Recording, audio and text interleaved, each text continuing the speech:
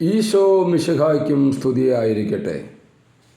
അരുൾ ചെയ്യപ്പെട്ട വചനം എസെക്കിയേലിൻ്റെ പുസ്തകം 2-ാം അധ്യായം 10-11 വചനങ്ങൾ.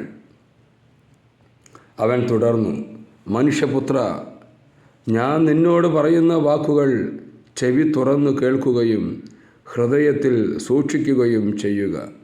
നീ പ്രവാസികളുടെ അടുത്തേക്ക്, നിന്റെ ജനത്തിൻ്റെ അടുത്തേക്ക് ചെന്ന് ദൈവമായ കർത്താവ് അരുളി ചെയ്യുന്നു എന്ന് പറയുക. അവർ കേൾക്കുകയോ കേൾക്കാതിരിക്കുകയോ ചെയ്യട്ടെ.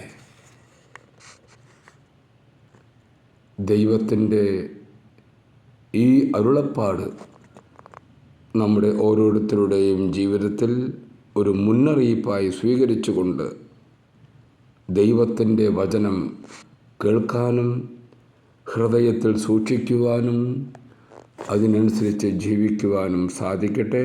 കർത്താവ് നമ്മെ അനുഗ്രഹിക്കട്ടെ. ആമേൻ.